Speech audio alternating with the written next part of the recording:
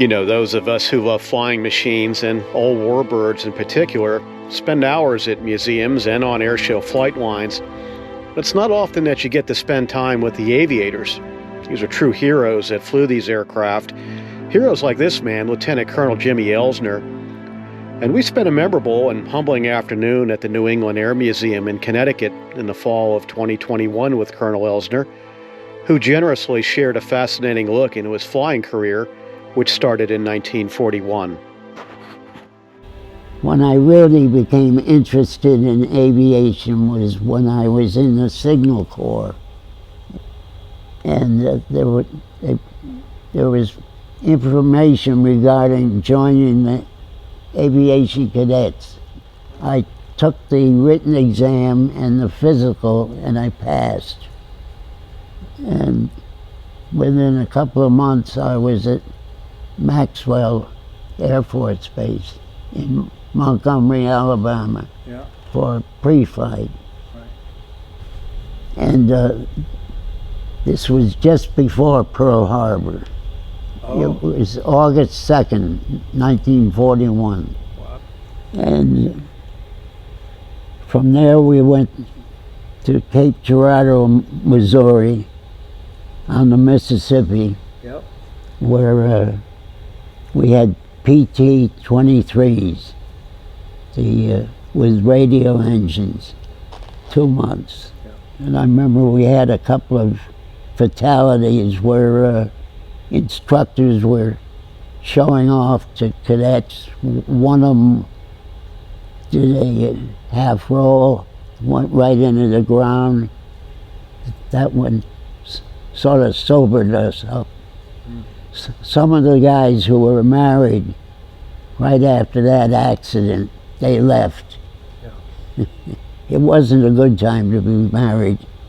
From there it was to Walnut Ridge, Arkansas, where we had the BT-13, known as the Vultee vibrator, which was a much larger aircraft than the PT-23. Okay. And we did a lot of cross-country, and we learned night flying there. And I remember taking cross-countries, going over perhaps Memphis or somewhere. I remember one incident that really annoyed me. We had dark glass sunglass issues, and if you lost them, you had to pay for them. And I think I was doing a roll or something, and they came out and left. And not only did I have to pay, but they gave me 2 or 3 hours of walking punishment.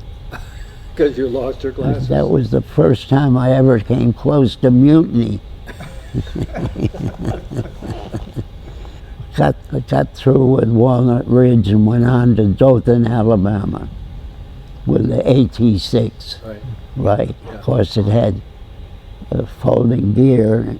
Yeah. And we had initial aerial marksmanship. We went to Eglin Field in Florida, which wasn't too far away. Right. And somebody was towing this rag, what was that, about 100 feet long or so? Yeah. Yeah. And we practiced gunnery. We had one 30 caliber machine gun on the cowl. And each bullet was a different color, like blue, green, yellow, red. And if you hit it, they could see the imprint. But some of the instructors didn't like to see that there weren't many hits, and they improvised themselves with colored pencils. Anyhow, that was the first taste of aerial gunnery. Sure. And then that was for about 2 weeks, as I recall. And from there, I went to Pinellas Air Force Base near St. Pete, Florida, where we for 2 months we checked out in P-40s. I remember I had an instructor who had been an RAF pilot in Spitfires, a real nice guy. And I remember the first time trying to join up in formation. And he was here and I was way the hell back of him. But I think it was a lot of fun. But it was sort of nerve-wracking because you didn't want to get washed out, because a lot of people did.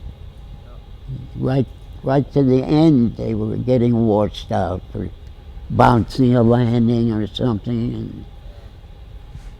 And I got tired of waiting to know where I was going. And somebody would come into the barracks and scream, "Volunteers!" And I went up, I said, where to? He says, "Alaska, at 2. I said, I'll volunteer. So I ended up in Anchorage. And I remember the squadron commander, the squadron commander, who was a West Pointer, he was carrying the club's liquor. Yeah. So when he came into land at Casco Cove, he pulled up and the container dropped into Massacre Bay with the club's liquor. With combat experience and time in a P-47 aircraft, Elsner came off active duty in 1945, but that wasn't the end of his flying. Things were about to get interesting with an eventual career in the Air Guard, and Jimmy had what it took. I remember on Thanksgiving of 1946, I rented an airplane from down at Brainerd Field, and I buzzed my home. My brother was in the plane with me, and I buzzed it, and somebody turned me in. So I had to go before Hank Weatherall, who was the commissioner of aeronautics for Connecticut. Yeah. And I don't remember what he said, but he admonished me for buzzing. And later on, I met this officers committee. They were selecting pilots, and Hank Weatherall was one of them. So I think it was Tom Carroll said, "How do we know that you like to fly?" And Weatherall said, "I can tell you he does." So I was accepted. I remember very early on when I don't know whether I covered this, when I was landing, we used to dive into the end of the runway and come around, and Overhead pattern? the linkage from the throttle to the carburetor, but broke. And when I was at this point, I pushed the throttle, nothing. Unfortunately, I landed without any damage. And then another time I was taking off at night, and I heard this, what I thought was an explosion up in the engine compartment. And when I got back, there was a cooked crow nestled in the radio. Yeah. So that was, I thought it was curtains when I heard that explosion, but it was the crow that hit the airplane. Our thanks to the New England Air Museum at the Bradley International Airport in Connecticut, which is home to hundreds of one-of-a-kind, meticulously restored aircraft, including the P-47 that Colonel Elsner laid his steady hands and sharp eyes on for the first time in many years during this interview.